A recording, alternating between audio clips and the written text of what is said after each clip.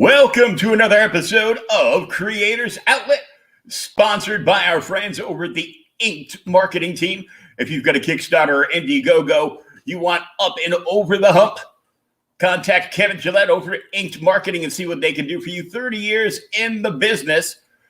And speaking of Inked Marketing, we're asking you to head over to ringoawards.com and vote for our friend Monty Moore's Loco Hero. That's up for numerous amounts of awards this year for the Ringo Awards. And our guest tonight, Sam, the content creator, Crazees. What's up, buddy? What's going on, man? Oh, I need a back. You want to come over and do a backdrop for me too? What the hell? I ain't got no stairs or nothing because I'm in a wheelchair, but you know. well, you know, I got Calvin and Hobbes behind me. Yeah, it's cool. Yeah, the best thing I have is I'll pop it up in the corner. Good buddy of mine's out in Arizona now. Was an airbrush artist, and he did this Joker jacket for me. Oh, nice. That's sweet. I like it, and I would like it better if I can lose enough weight to zip that motherfucker up. But you know, that's hilarious. Too many calzones on a COVID body. Yeah, I know. That's the bad side of COVID. If you're stuck at home, what you do is you sit down all day and eat. You know, it's crazy. Yeah, gallons of ice cream. Nice. What's your favorite? Yeah, I cut it out. I have it I think once, every 4 to 6 months, I'll have some ice cream. But other than that, I cut it all out. I dropped about 220 pounds. Wow. Congrats. But, you know, I was almost 600. So now I'm down to, I'm down under 3. I'm I'm down under 4. That's wrong. I wish I was down under 3. That's what it is. Okay. I'll be okay. I'm just starting my first cup of coffee after 3 o'clock. So nice. Yeah. No, I only have ice cream once a year on my birthday. I have Carvel ice cream cake. That's it. Oh, it's my favorite. There used to be there's no Carvels over here anymore. You got to go to the supermarket, and then you got to pay the jacked up supermarket price. I used to like going to the actual Carvel ice cream place, you know? Yes. There was a nice old one by where I grew up, and we used to go there. My mother would take me there once in a while. When I was skinny, you'd take me there once in a while. When I started getting fat, she's like, no more ice cream and cake for you. Nice. So tell us what you got going on. I jumped in on one of your midday podcasts the other day on YouTube and listened for a little bit. The campaign's going well. You funded. But you have you got a lot of time left. Yes. To open up a lot of stretch goals. Yes. So we funded in 2.5 days, which is great. We did a live launch party, and that went well. And the goal is what we want to do is the highest number of backers we've had was about 68. So we want to get to 100 this time. So we have a 50 backer stretch goal marker. That's our first stretch goal, get to 50 backers. And, as an incentive to the backers, on top of unlocking the stretch goal, which is a digital print, what I'm doing is the 50 backers are going to go into a raffle. And they're going to get a book that I did when I first came into comics called "There's an Alien in My Toilet," and you can't get it anymore other than from me. And this is the book here, and his name is Duty. He's from Uranus. This is the Alien in My Toilet, and this first issue is called First Flush, and it's full color.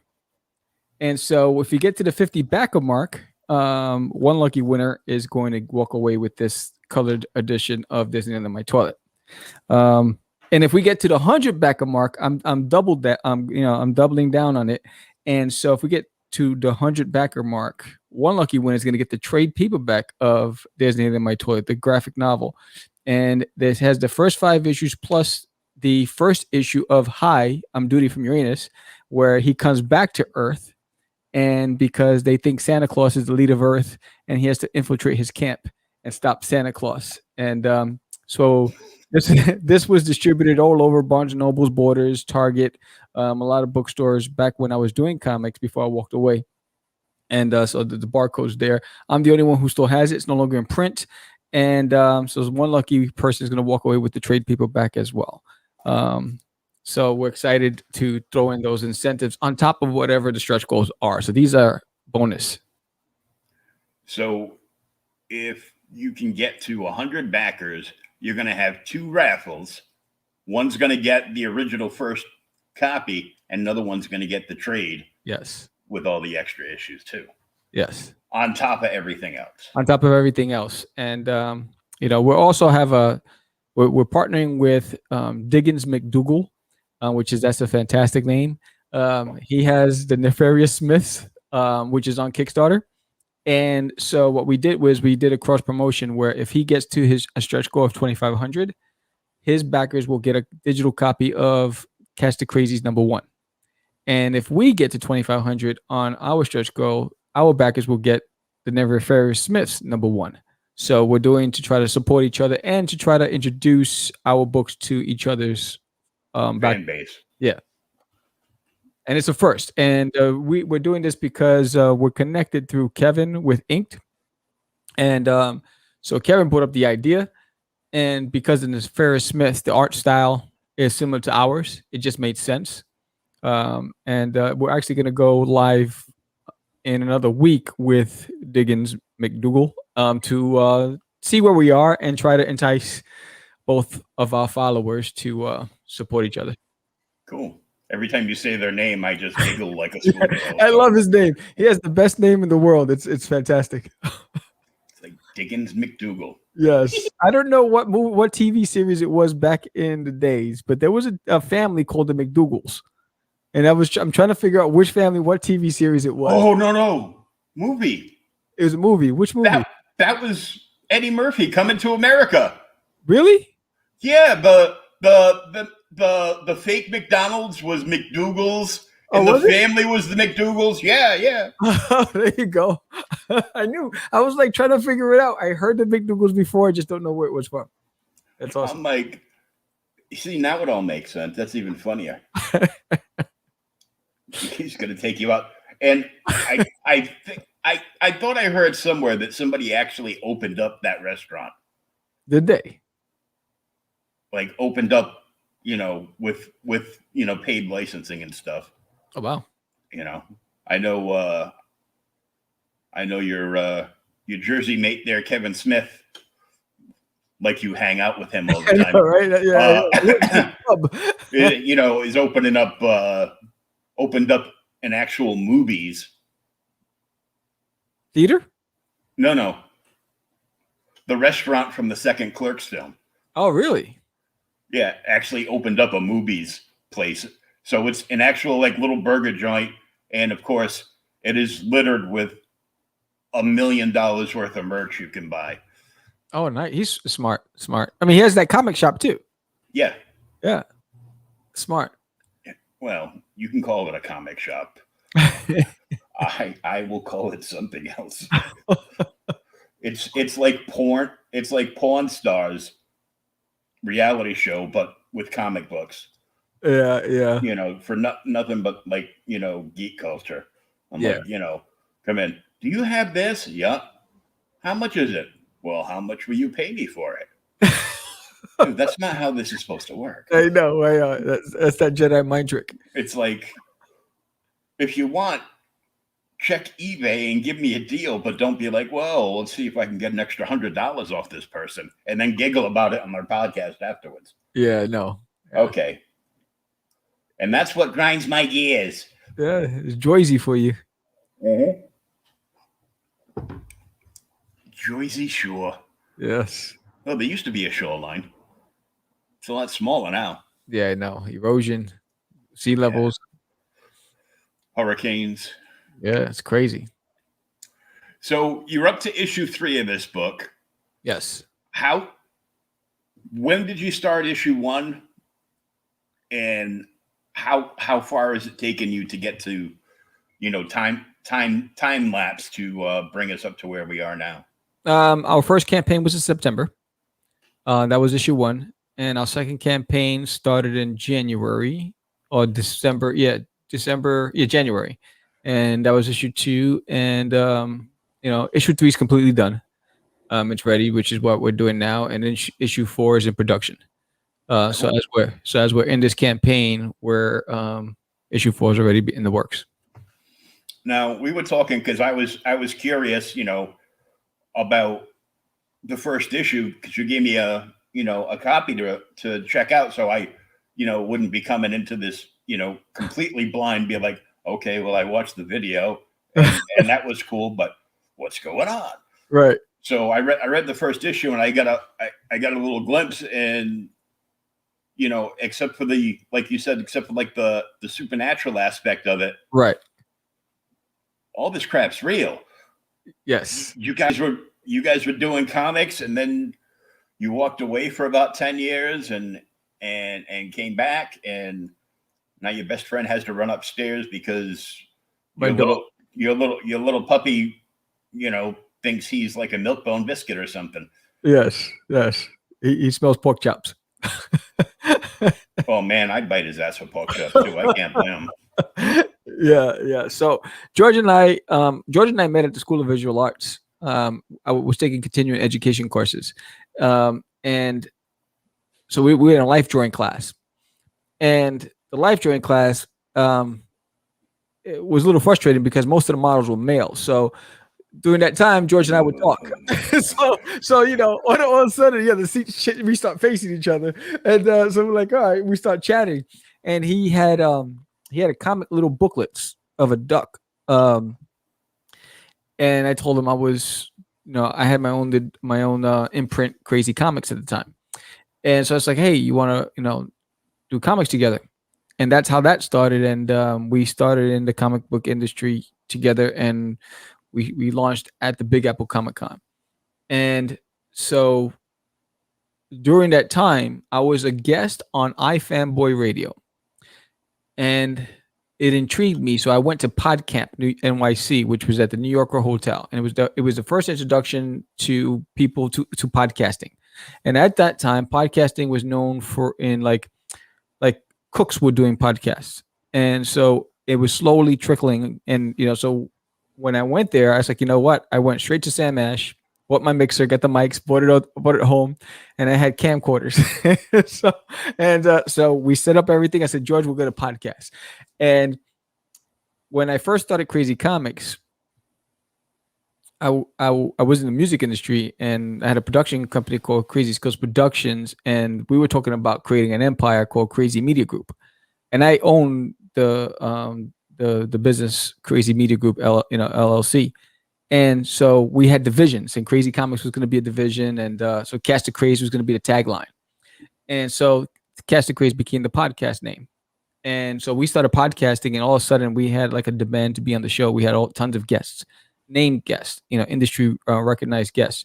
And so we're getting all these. And at that time, our podcast was 95% audio. It was audio, and it was only 5% video. On occasion, we'll do a video podcast, and it was really when we went to Comic Cons, and we would record it, come back, edit it, and then upload it. So we were getting all of these downloads for our audio, thousands of it, but we didn't understand what it meant. We didn't understand how to monetize, none of that stuff. We just knew that it was popular. And so after a while, the comics was putting a strain on my family. And so I had to walk away from comics for 10 years. I just disappeared. I didn't even give an announcement. I just walked away. And so everybody thought I was like in a cell, like in Afghanistan or something. They're like, whatever happened to Sam? And so then my heart was always in it. I always followed George. George stood in the comics. He kept producing his comic book, Russ 5377, then eventually Wonder Duck, and him and the guys that we used to work with, Anibal Arroyo and Jonathan Syfax, they created Mass Media Group. And so I followed them throughout the years. And so when we settled in Jersey on our house, and everything was stable, I looked at my wife. I was like, "Look, I have this office, and it's just a museum because I don't use anything in it, and my heart's I want to do it." So we had a family meeting. They said, "Go for it," and so I did the kids Comic Con to um, put get my work out the kinks, right? Because it's been 10 years, and it's a little small show, and my stuff is kid friendly. And then George came and met me at Kids Comic Con, and then he came to my house, and he brought back some stuff that he had of mine for years. And I said, "Hey, I want to bring back the podcast. You down?" He said, "Yeah." So I spent several months researching the changes in the industry. I changed my mixer. I still had that vintage mixer. I changed that, and I got the Rodecaster Pro. I got some webcams. I understood how to work the software. I got the software, the applications. I did a lot of studying, and then we launched. And the big thing was, we've been gone for 10 years. Everybody's moved on. How do we attract listeners and guests? And then we just settled on let's just focus on content value, and everything will just work itself out.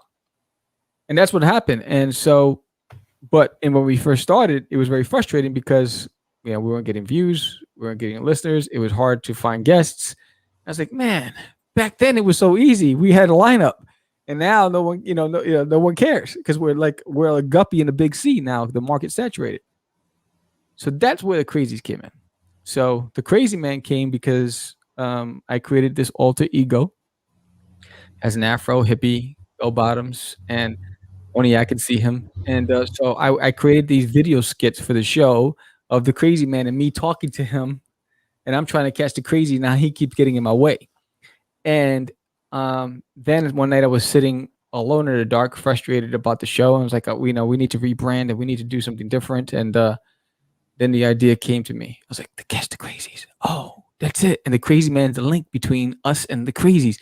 And so I started sketching out the character designs, and I didn't like what I was doing. So I reached out to a guy that I worked with a decade ago who did a kid's book for me. His name is Maciek Empro. He's, I think, in Poland. He had the style. His style of art was exactly what I was looking for. So I was like, hey, Maciek, here's what I came up with. I need it in your version. Can you do this for me? And so I commissioned him. He did it. He was supposed to do the book. But he's more of a singular. He can do kids books, but for some reason with comic books he struggles with sequential page art. So he was going to do the book. We said we're going to launch a Kickstarter. He was working on it. It's been 30 days. He's been working on the pages, blah blah blah.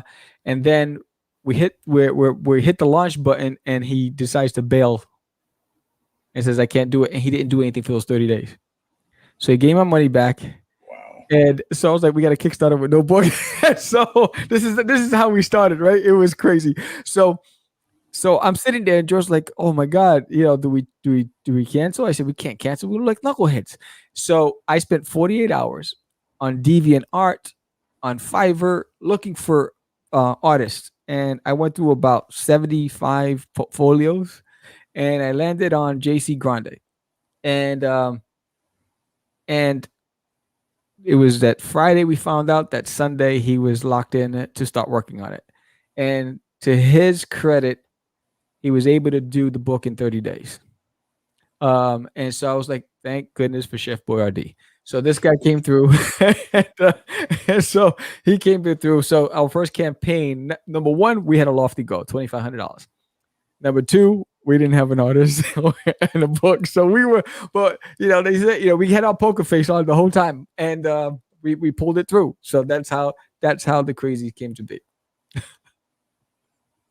Well, I kind of used my poker face and my sales etiquette to secure guests for me when I first started, and I've been doing this like a little over a year now. And we're up to 123 episodes with today. And somehow I just convinced people that I knew what the hell I was doing, and they came on. I mean, I've had Graham Nolan, Scott Hanna, lots of big indie names. Yes. I covered before the Khufu hit. I covered Rhode Island Comic Con back in 2019. Nice. And when I go to a Comic Con, all I do is hang out at Artist Alley. Yeah, a couple trips to the bathroom, but for the most part, all I do is hang out at Artist Alley. So, I mean, I started by hanging out and talking to Neil Adams for about an hour without spending money. There you go. And he was in a good mood all the time. Then I was there like Friday, Saturday, Sunday. So I hung out with Graham Nolan a bunch of times, Bill McKay, Tom Mandrake, Joe Rubenstein, bunch of indie guys, bunch of illustrators I know. Right. And I just hung out there all weekend and had a great time. Get to meet Marty Abrams that created the Mego toy line. Yeah. And then I asked him, I go, did you see Neil Adams is here, right? Because Neil Adams did the original artwork for the Mego line back in the 60s. Right. When he took the company over from his dad. He goes, is he? Where? I go, opposite end, straight down that aisle. So they went down and they because I told him he was there, they took a picture that mirrored the picture they took originally back in like 1967 or 68 when they launched the World's Greatest Superheroes. Nice. They were much younger and skinnier then, but it's still the same picture. Big smiles, all happy. Yeah.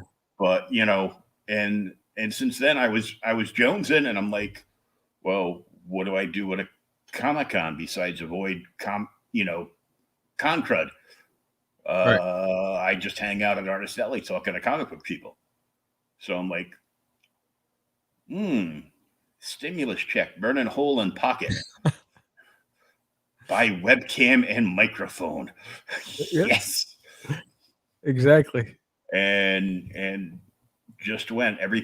Everything I do is live. Every show afterwards I download the audio, and I'm on agerradio.org. I upload there. And of course, as you know, you can download anybody's podcast from anywhere. Just search for them wherever they like podcasts being done. And so they reached out to me, but not until I was like 40 plus episodes deep. Right. But I've got like 75 episodes up there. I've actually got 2 whole subscribers. What was it called? Age Radio? Ageofradio.org. Oh. But let's take a look at Catching the Crazees.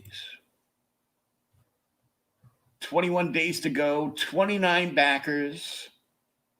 Yes. We need 21 backers away from 50, which will unlock the first stretch goal and start the first raffle. And these dudes are a little crazy looking. Yes, they are. They look like they work for CNN or something. They actually, you get a glimpse into them in issue 2, and then they come to Earth in issue 3. Cool. Well, let's take a look, see at the video.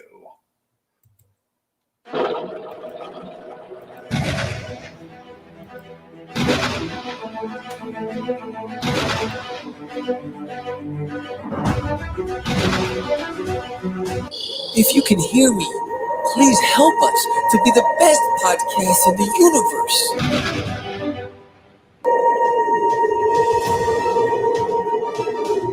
I thought you'd never ask.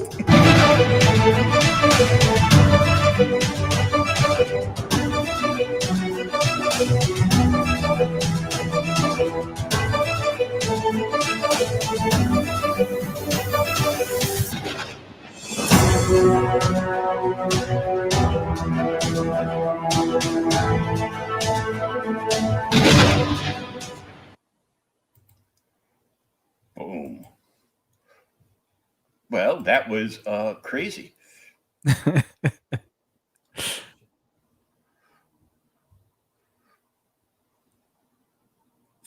fully funded. That's always something you like to hear.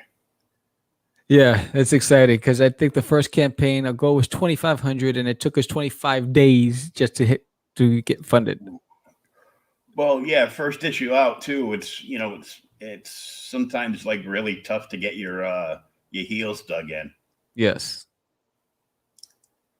And you were away from the biz for like 10 years, so Yeah, and we understood that, and that was the thing. And I think we spent a lot of time just talking to people who had successful campaigns, and JD Calderon walked us through. He's a veteran of crowdfunding.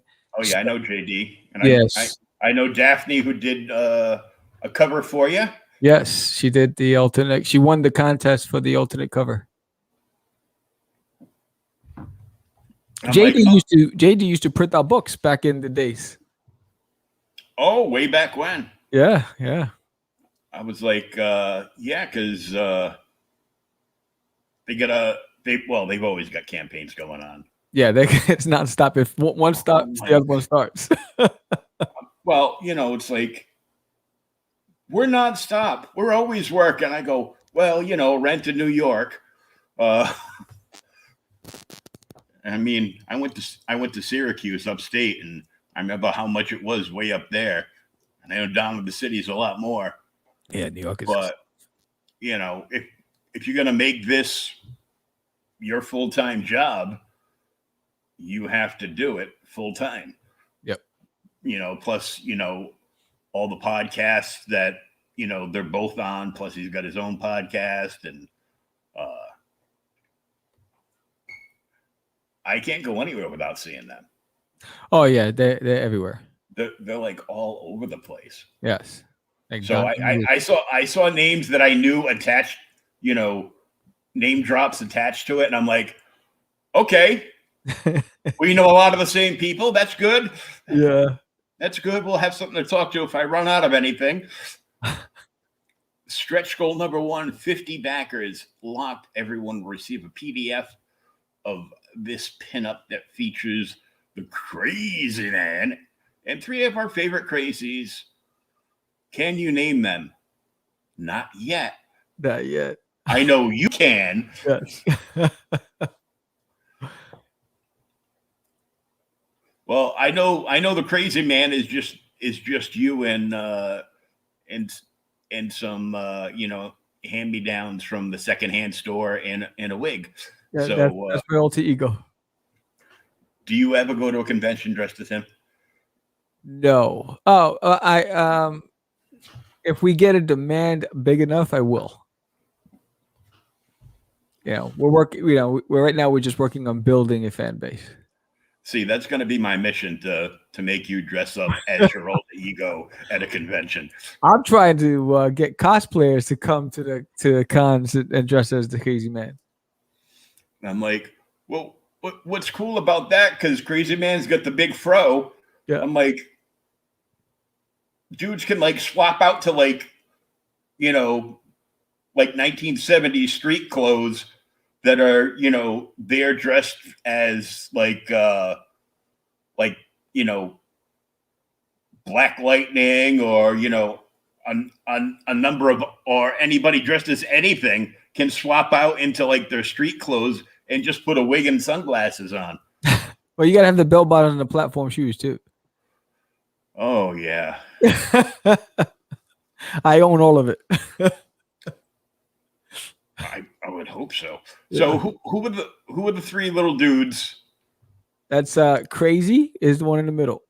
Okay. Super Crazy is the one with the orange hat, and Ultra Crazy is the one with the mic over his shoulders with the big hat on.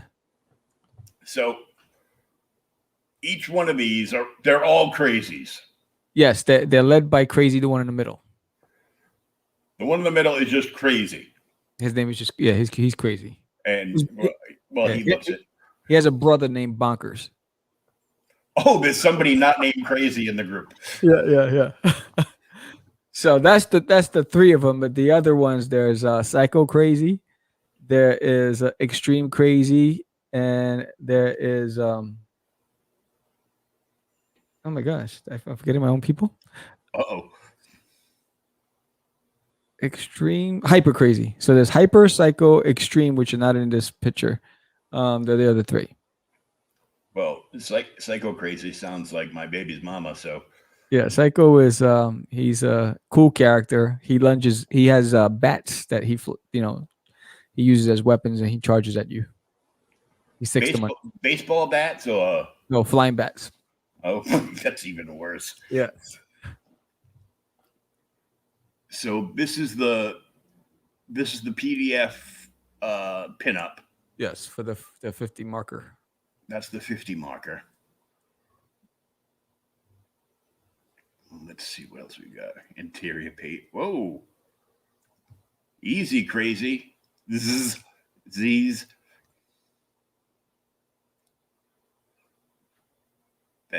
This is just a fun looking book, dude.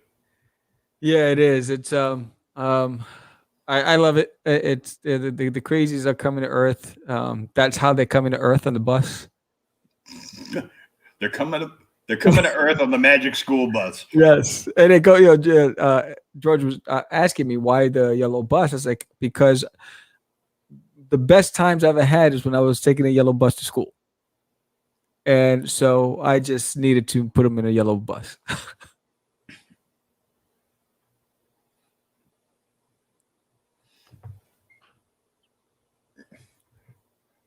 Man, you need a front end alignment. Well, they're flying, so the wheels have to tilt in. Oh, okay. They're in space.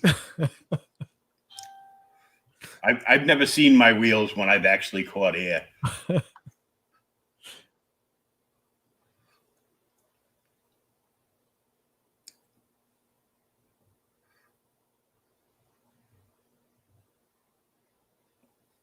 Hey, there you guys are. Yes. That's us in the studio doing our thing. Laughing, screaming. And that's extreme crazy.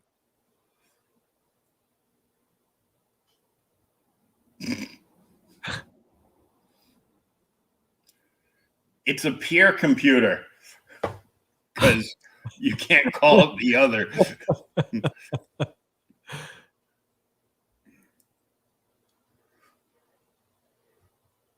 And this is the cover for number 1. Yes. I do all the covers. I'll be taking over on issue 5, all art responsibilities. So JC will be finishing 4, and then I take over from there. Cool. And that actually happened. I was hosting an award ceremony at New York Comic Con for CAG, Comic Artists Guild. Mm-hmm. So that was actual scene from me hosting a panel there. So it was like flashbacks. We also had the indie after party. We hosted and sponsored got heckled at we had those goofy guys. They were heckling George because I left the business. Mm-hmm. And I became corporate America. And this is your sad face in the car. Yes. Driving to work. And then you come across a whole bunch of cosplayers and ooh, that's a good Thor. that was cracking me up a little bit. That's issue 2. That's issue 2. That's when I go into the forest and shout out to the universe. Yeah, man, I'd do that if I thought it would work for my podcast.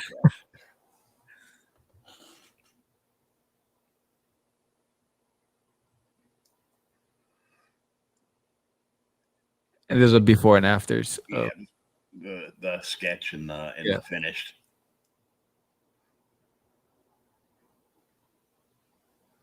Release the Crazees. Oh, there's the bats. Yeah.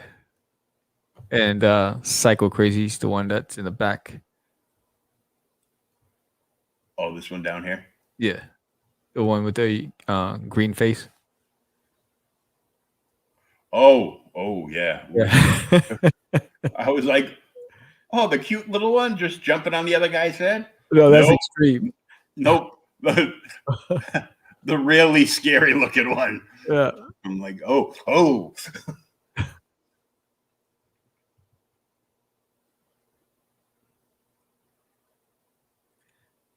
And that's the I've seen this homage somewhere before. yes. It's the homage to Action Comics.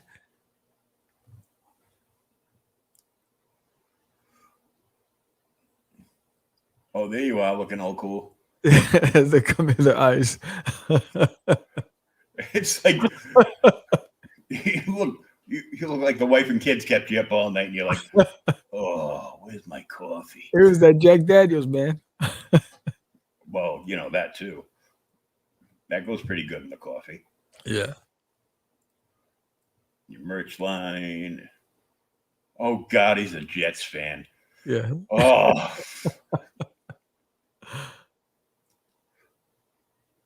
That's Mr. Grande. And let's go to the rewards. This, of course, is gone because it was the first day bundle. Yeah. $30 for one day backers only. Day one backers, yeah. Yep. Issue 1, 2, and 3.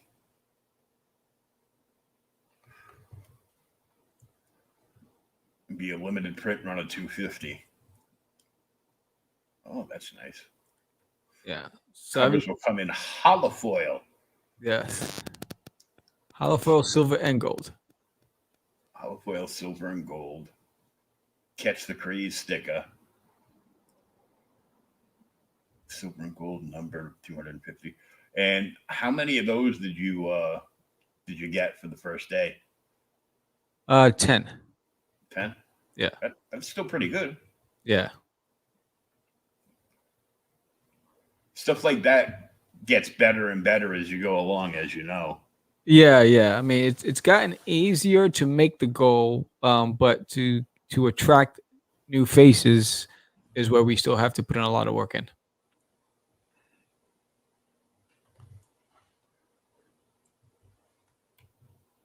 Oh, and you give people PDFs of each issue for $5. Yeah.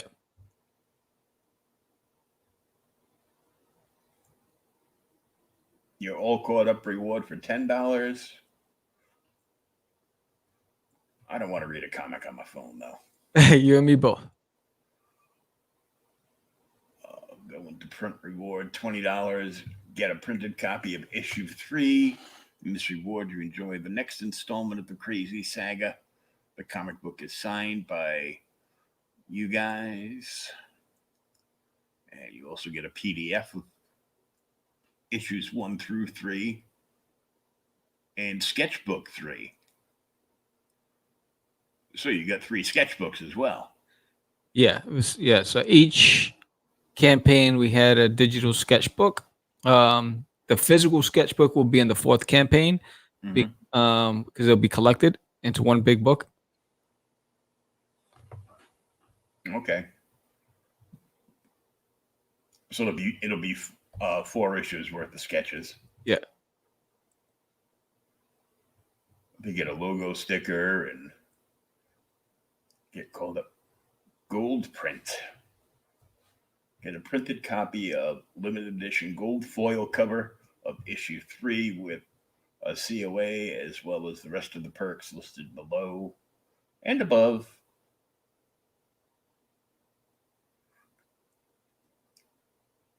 Super print reward. Printed copy of limited edition of silver foil of issue 2 with the COA, as well as the rest of the perks listed above. The comic books are signed by both you and George. Holofoil.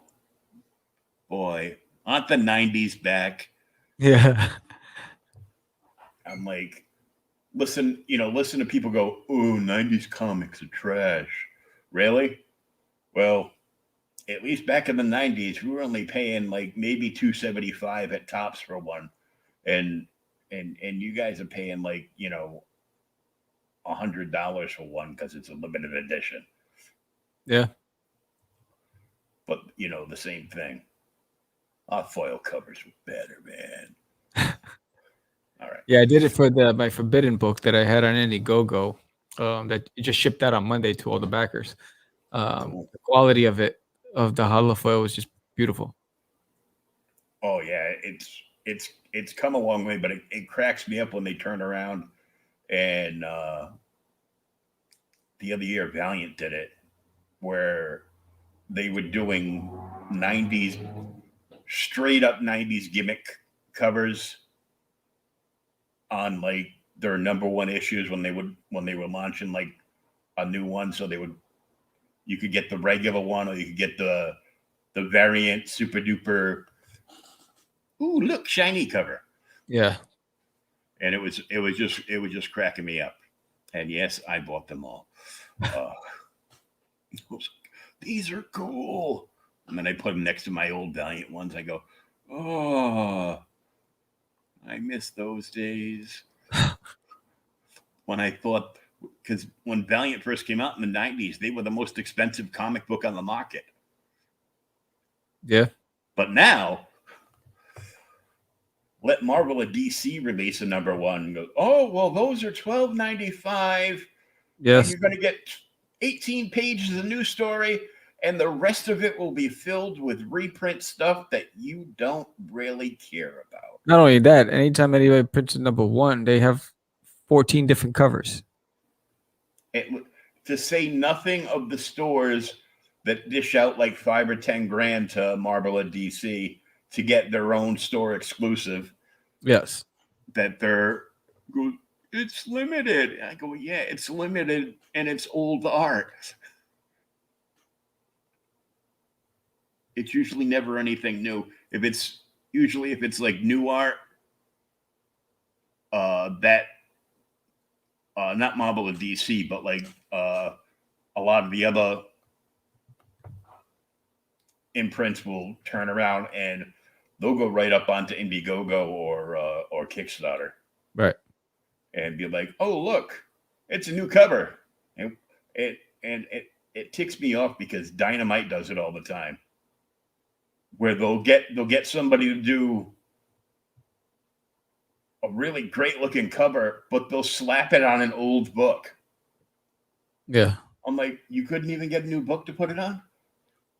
Yeah, no. Well, McFarlane's about to launch 3 additional titles in June, and I guarantee you each one of those titles, because they're all going to be number ones, are going to have 8 different artist covers. Mm-hmm. And each one's going to get higher and higher in price. They're going to be like, hey, did you see that the Spawn verse is spreading out and there's going to be a Spawn comic every week? I go, yeah, I've never seen that before. Yeah. Sam and Twitch, Medieval Spawn. I love Sam and Twitch. I don't understand why they didn't make a film out of just Sam and Twitch. Yeah, or even a television series. Yeah. Jeff Smith, speaking of Jay and Silent Bob, he was supposed to do the television series with the BBC for Sam and Twitch. And then something happened and it fell through. Sucks. I was so looking forward to that. Yeah, that would have been cool. Yeah, they're like best detectives. I mean, I'm like, come on.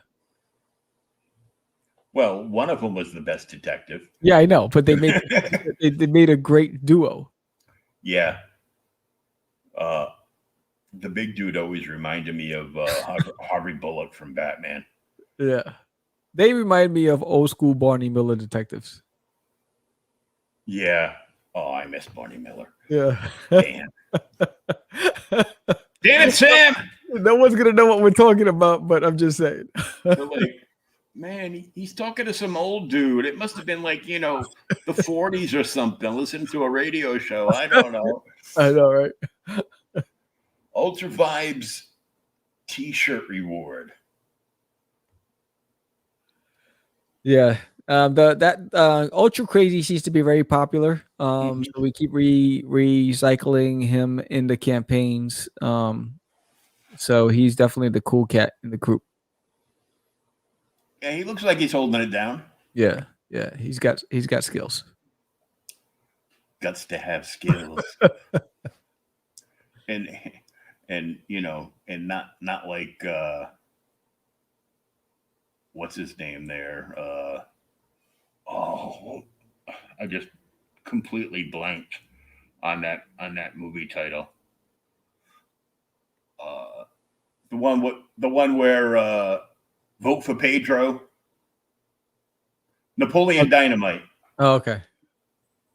I got skills. I got dance skills, kung fu skills, sandwich skills. Like I watched that and I'm just like, I'm just shaking my head the whole time. And by when it got towards the end, I couldn't stop laughing. Nice. So okay, $100 over the top printed copies of the limited edition gold, silver, and bronze foil covers of issues 1 through 3 with COAs signed by both you guys, and you'll also get an Ultra Vibes T-shirt, plus of course all the perks listed below. Yeah. So you get limited edition foil covers of all three books double signed. You get the cool Crazy Cat T-shirt, and you'll get the PDFs of all the books. You'll get the digital sketchbook, the logo sticker.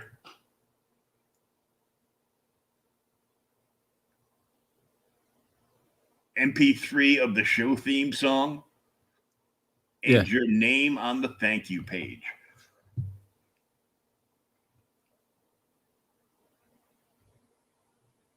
Well, yeah, the job you did on my banner, making it look all cool and everything. I'm like, I already know that you have a much better intro song than I did.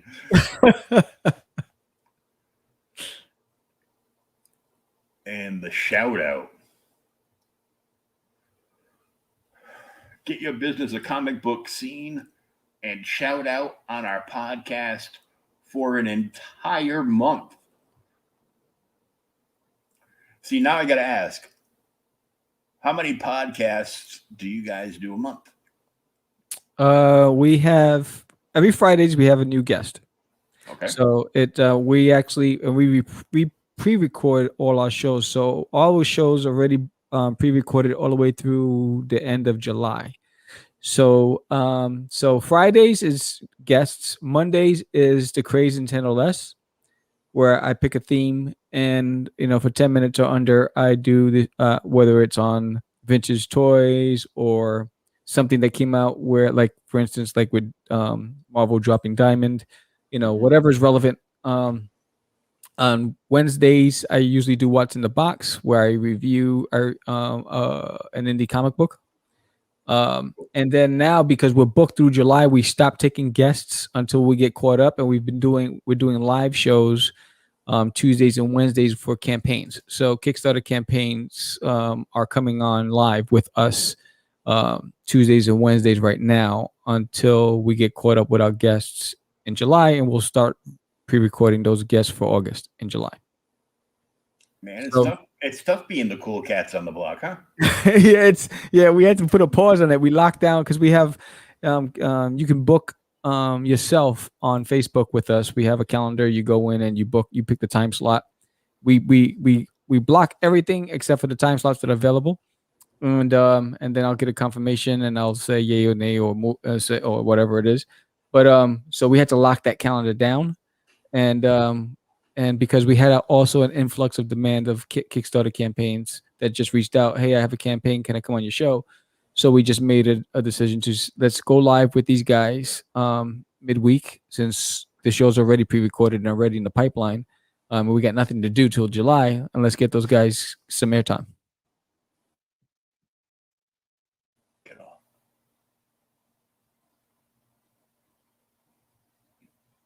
That's a joke, dude. What? I said I wouldn't know what that's like at all. Having people on Indiegogo and Kickstarter reach out. Hey, do you have anything? Do you have anything open?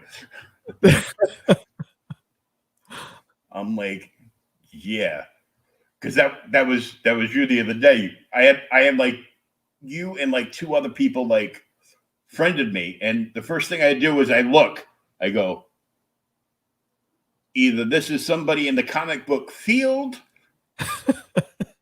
or this is some dude that as soon as I friend them, they're going to invite me to their comic book sale. And I'm like, I'm trying to sell my comics. Right. It's like pimping ain't easy, dude. Come on. No, everybody has a gimmick. I'm like, I got to be in like 1,000 groups or something. I'm like, I really don't need, just find a group I'm in and type my name in. If I'm in that group, you can tag me to your little sale. And then I will tell you not to tag me in your sale. Yeah. I'm like, I'm trying not to buy stuff, but I can't help buying stuff. Yeah. Comic books are my crack. They have, have been since 1974. And there's so much talent out there, especially in crowdfunding. And it's like every time I look, I just look, Jeff Smith just launched, I think it's called a new book, Razzle, I think it is. Yeah. There's two of them. Well, he just launched it on Kickstarter. Mm-hmm. And I guess his goal was 20,000. He's like, he's almost up to 200,000 by now. And it's in like the first couple days. Oh, yeah. It's crazy. He was over 100K in the first day. Yeah, great. I was watching it. George and I were just watching the screen, and it just kept rolling and rolling and rolling. I was like, it looked like the national debt. It just kept going. Well, when you just keep printing money and giving it away. Yeah, it was awesome to see. That crap will happen. Yeah, because I have all of his bone books. In fact, it's right here. As I'm talking to you, looking at them. I'm like a big fan of Bones. So I have all the collected editions. I got the big fat one because not only is it great to read, but it is ideal for home defense. Yeah. I've got all the action figures. Oh, nice. I only have one of them, but I do have a stupid rat creature. Yeah. I've got like the individual issues. Like I'm finding them like all over the place. Like I found like the Wizard special, like the Wizard. He put like a half issue out for like a Christmas special through Wizard years ago. Yeah. Wizard magazine. I still have every issue on my bookshelf. Every time I find them, I flip through them, live out the nostalgia. Yes. And I put them up for sale cheap because I got plenty of friends that are like, "Oh, you got some Wizards? What do you want for them?" I go, and if the person's a friend of mine, I go, "Dude, just give me $1 a piece for them plus shipping." Nice. And be like, okay. So I sold a big fat stack of old Wizards, a couple of them that were still sealed, and not a number one though. If I find a number one sealed, I'm keeping that because I saw what happened with that one time. Yeah, I have every issue of Wizard magazine, and I have 5 issues of the magazine that we were in when we were doing comics back in the days. Oh, cool. Yeah. And I sent him like a bunch of Toy Fan magazines, and he's got a young daughter. Oh, so and my daughter's about to be a teenager, and so I'm unpacking stuff that's been in storage for like 8 years. So I found a bunch of like books that she used to read when she was way younger, right? And isn't interested anymore. So I put them in the box for his daughter. Nice. So she was all excited because she's like, "I got comics." Oh yeah, kind of. Nice. I'm like, so gotta make the kids happy. Yeah. But yeah, I miss that. I keep hearing rumors that that they're gonna bring Wizard back, which would be cool because I would be like right there, signing up for a subscription because it'd be like right there, back to back with my heavy metal magazines again. That would be awesome. Oh yeah, I know. I mean, I was such a fan of Wizard magazine. I was always there every month to get my next issue. It was awesome. Wondering what kind of shiny card was going to be in the magazine that month. Oh yeah, or who the cover artist was going to be, or who was going to do like the have their sketchbook inside the magazine, art tutorials. Those are the best. Who was going to attempt to draw like Todd McFarlane that month? Yes. Stuff like that. Yes. So that's the original art reward. And Okay, now we're talking. Now we're getting somewhere over here. Yeah, so it's limited to 3. Nice. One's already sold, so there's 2 left. Nice. And basically, you get 11 by 17 original art of the Crazees from me, framed. Plus, you get the digital copies of the issues as well. Cool.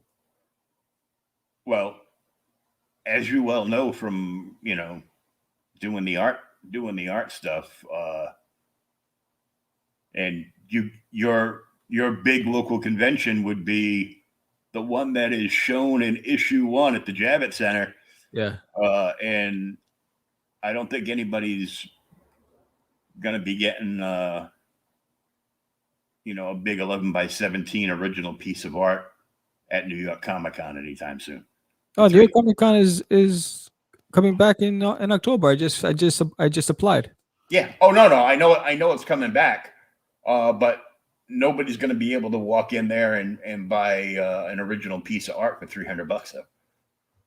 Oh, you'd be surprised. I've sold for a lot more. But yeah, you'll be surprised. It's this is basically a steal for what when I was at San Diego Comic Con, I was doing little. I was drawing on wood blocks, about maybe 4 by 6 size wood blocks. I was selling them for $1. At San Diego, I sold out for $100. And if they didn't pay you, you chuck the wood block. Oh, then they had to pay me up front. Oh, okay. So yeah, they had to pay me up front, and I mean, it's you'd be surprised. The last campaign we had a gentleman who got 2 frame pieces of art. I actually have one coming from the UK. One of the many. I haven't spent so much in comics that hasn't come from off the shelf at my local comic shop that I've been going to since I was 15. And I don't know how long. Right. But Rich Parada, who was an inker for Marvel for almost 20 years, and he worked for DC for a number of years, and then went indie. He got married and moved to the UK, and he just did his first Kickstarter. And I ended up getting a hardcover, a softcover, a print, and an original piece of art. Nice. So he draws everything traditionally, and then digitally inks it. And if he sells the page, then he inks it. But I've never seen anybody ink so fast that wasn't in a time lapse video.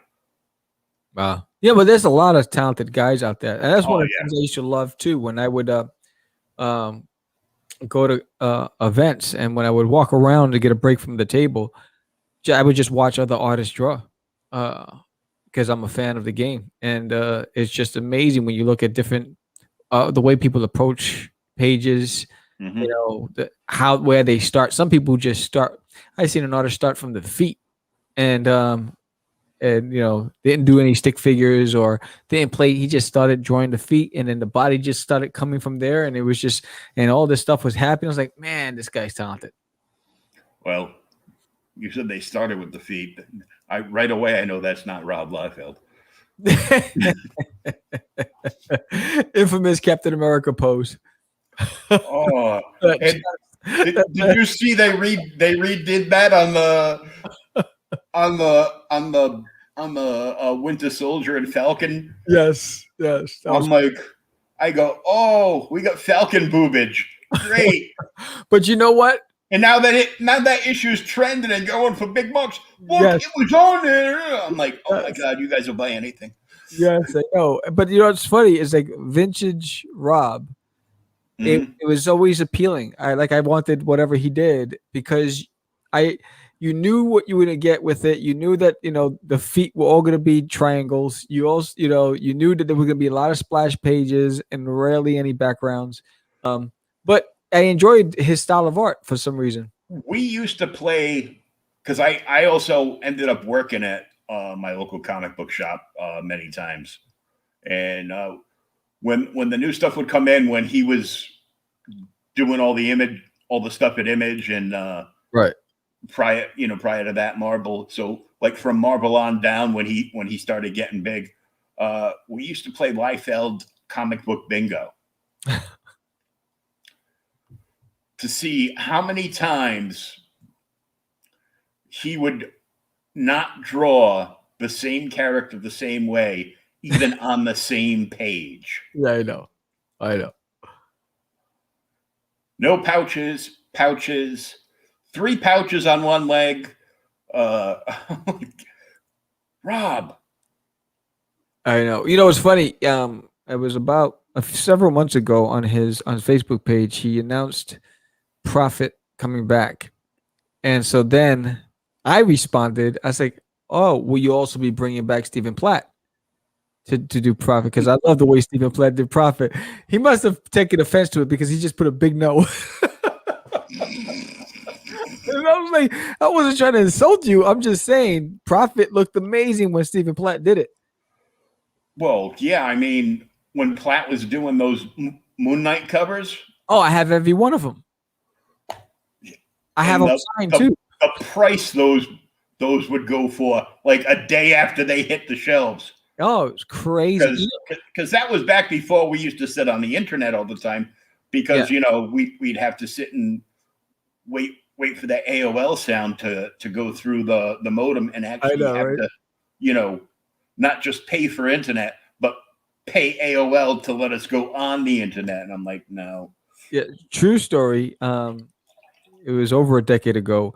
A friend of mine said, "Hey, there's going to be a midnight sale at St. Mark's Comics in the Village." And St. Mark's closed down last year. But so I was like, "All right." So let's, so I got out of work. We met up. We went to St. Mark's. So we're going through the long boxes, and everything's like 50 cents, $1, 50 cents, $1.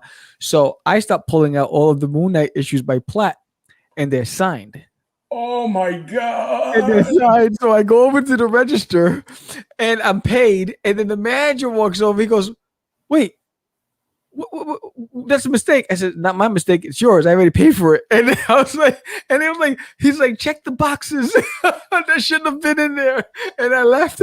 I was like, yes. And I never opened it. I kept it in there. I put it in my long box, and I left it in storage forever. It's like, I'm just going to leave it there until one day I'll pull it out. Nice, man. Oh, yes. That's the one thing I miss, because now being in the chair, like I can't even get in the door of my LCS, because they're in like this basically an office plaza. So it was just made as business offices, and they ended up renting a 4 units. So it's a good size store. It's a decent sized comic shop, but it still comes across as small because he has so much stuff. Yeah. Because I've gone into some stores where they're like, "There's the new stuff. Here's 75,000 pops. Where's your back issues?" "Oh, we don't do back issues." Oh, that's crazy. And I'm like, okay, bye.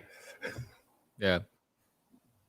Because that's a lot of what I buy now is back issues, like older stuff that I want to the collection. Yeah, that I want to keep. I've been hunting down for issues that are affordable for me to buy.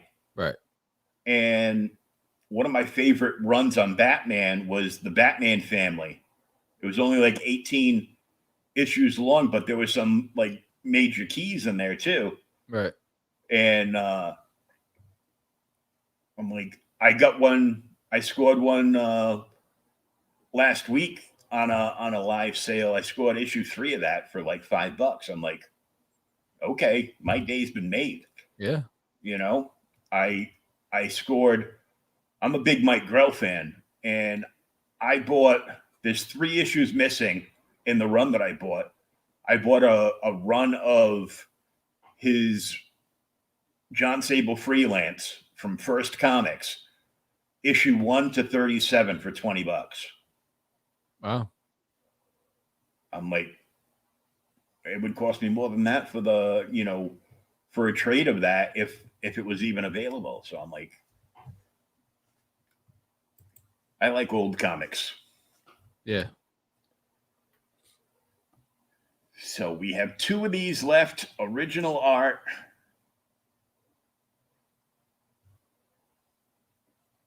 That's what I'm talking about. Yeah.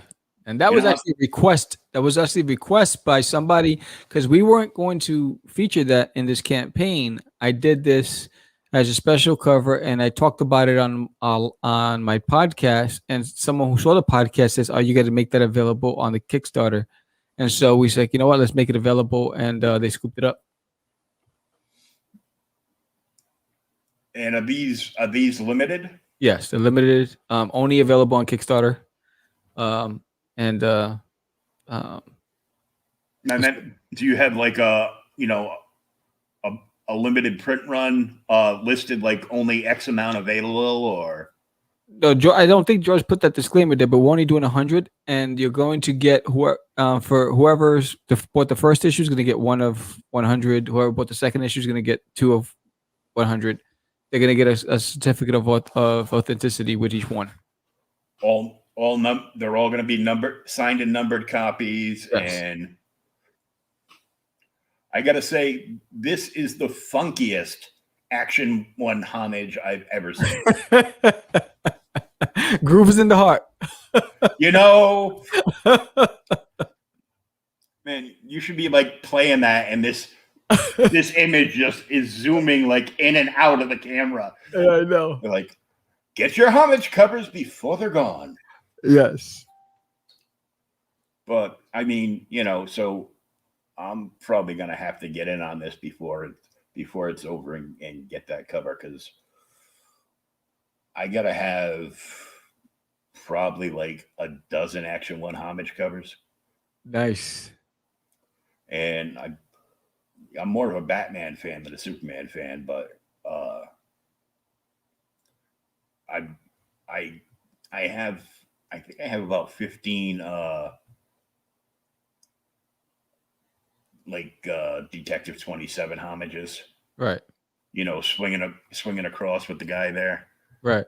The last one I got was Marat Michaels one that he did for Clan McDonald Comics for the anniversary of Detective Comics 1000. Nice. So, and that was if you the names people come up with for certain packages are hilarious. If you bought the special McBastard bundle, which was like every single cover that DC themselves released for Action Detective 1000, including the blank sketch cover. Right.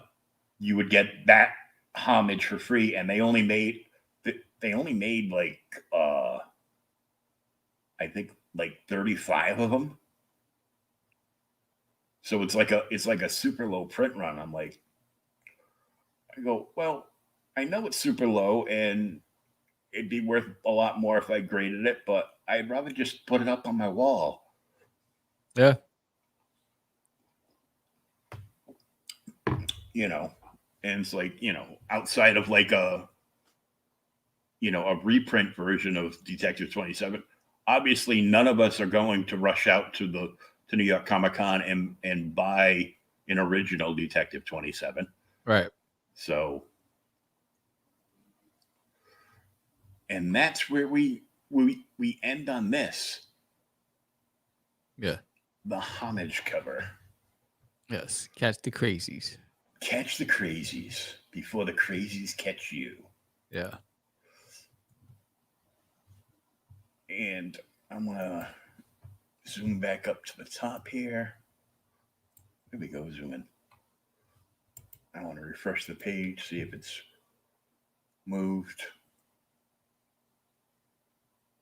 No, I will get an alert on my screen. Oh, yeah, I don't get those. Well, make a comic book, mofo.